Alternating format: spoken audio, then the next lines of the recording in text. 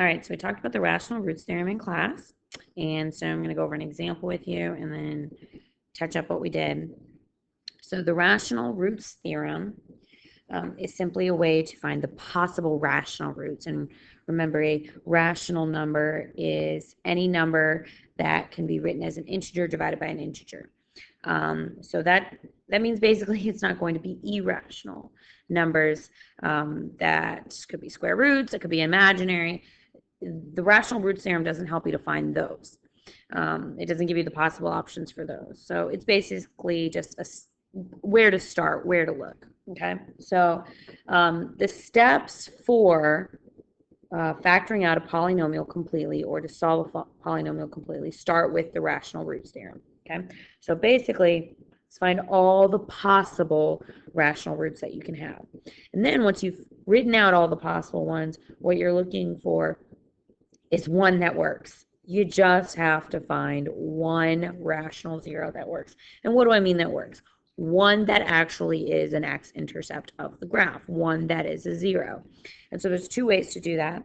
Remember, the remainder theorem says that if you divide by x minus a, and a is a factor, then p of x, which is the polynomial, or p of a, excuse me, then p of a should equal to 0 if indeed x minus a is a factor. Okay, so what you can do is you take all these rational roots that you could possibly have, plug them into your polynomial, and if you get 0 back, then you have found a true x-intercept. Okay, but we're also going to use our graphing calculator to point us in the right direction, and this can be very helpful if you have at least one rational root. And then it points you in the direction of how to find the other ones. It's a real time saver. Okay. Once you find that one x-intercept that works, we're going to use synthetic division next, and then rewrite the polynomial as a product of its factors. Continue to factor if possible. Okay, so here's the example that we're going to use. 2x cubed minus 3x squared minus 18x minus 8. Now, here's a graph of the polynomial. You can see that -2 is an x-intercept and 4 is an x-intercept. And you can get this by graphing it on your graphing calculator. I just happen to have a different app on my computer. But it will get the same results. This point right here, I don't know how well you can see that, but this may or may not be rational.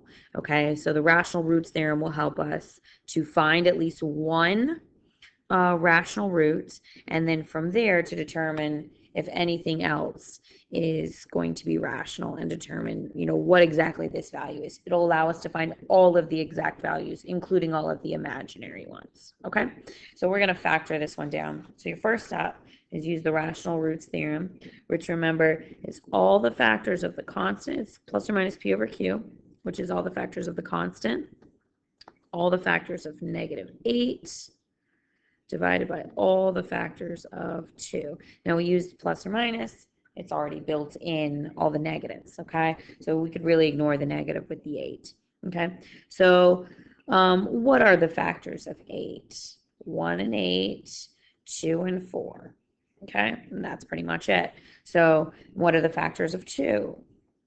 1 and 2. It's very nice to have a prime number, okay? So then what we're going to do is take all of these combinations of 1, 8, 2, and 4 with 1 and 2. Okay, so maybe let's try plus or minus 1 over 1, plus or minus 1 over 2. Okay, and of course 1 over 1 just reduces to 1. Plus or minus 8 over 1, plus or minus 8 over 2, which is indeed 4. Okay, because we don't want to repeat some of these. Now when we get plus or minus 2 over 1 and plus or minus 2 over 2. Now, the reason why I'm not going to write or really keep plus or minus 2 over 2, we already technically have that one written. That one was equal to 1. Okay, so you don't need to repeat these. And then we'll go to plus or minus 4 over 1, which indeed we actually have that already as well, because we had 8 divided by 2 is 4. Okay, and then the last one, plus or minus 4 over 2, and like I said, we already have that one written as well. So this is a pretty big list. This is a list of all of the possible excuse me, that one didn't really count. All of the possible x-intercepts that we could get back. 1, -1, 1/2, -1/2, 8, -8, 4, -4, and 2, -2. These are all the possible rational x-intercepts that we could have.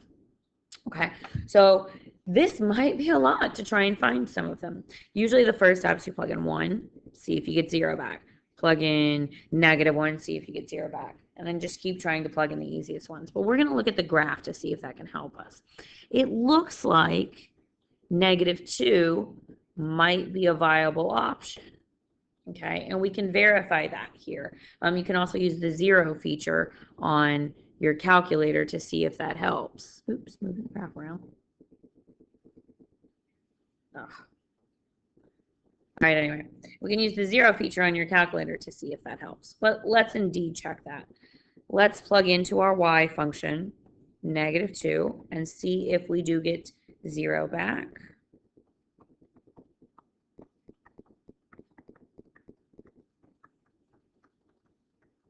And you can do this on your own. But yes, you do indeed get 0. This will be -16 minus 12. So -16 minus 12 will be -28. And then plus 36 minus 8. So -28 plus 28 will just give us 0. So that means that indeed x equals -2 is a 0. Okay, and so that gives us a place to start. So what do we do next? Well, our next thing is we are going to use synthetic division. Synthetic division is very useful. Okay, what this is telling us is that x equals -2 is a 0, that this should divide evenly. The factor x plus 2 should divide evenly into our polynomial 2x cubed minus 3x squared minus 18x minus 8. Okay, so let's start with a synthetic box. We'll use our x-intercept here, and it was 2. This was our x cubed term, minus 3x squared minus 18x, I think, yes. And minus 8, okay? Remember, we bring the 2 down. That'll give us -4. -7 is 14. -4. 8 is 0. If you're doing this correctly, you should get a remainder of 0 back, because that's what the whole purpose of that was. Okay, so remember, this means that we took our original polynomial, 2x cubed minus 3x squared minus 18x minus 8, divided it by x plus 2, and this is what we ended up with, 2x squared minus 7x minus 4. Okay, so you really should rewrite this as a new way to factor it out.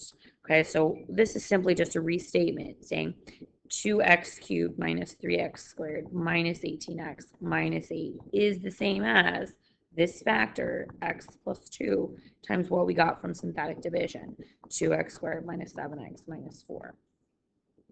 Okay, so that gets us a lot closer, because now we started with a cubic, didn't factor by grouping, which you should try, by the way.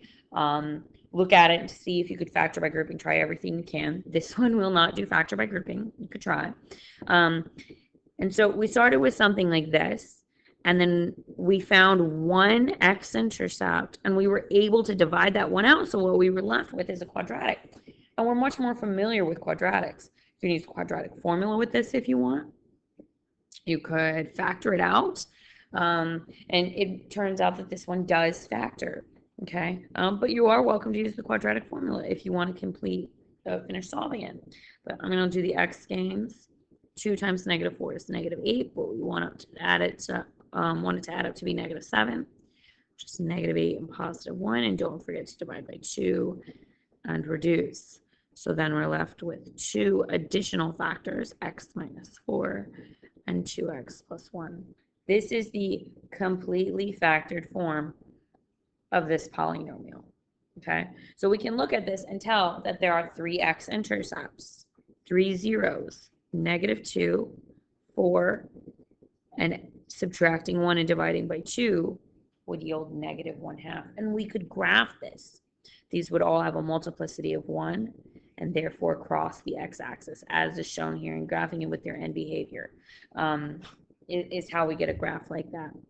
Okay, so that's how you can start with a polynomial, no matter how complicated it is. If it has one rational x-intercept, this theorem can help you break it down into something a little bit better. And that's it.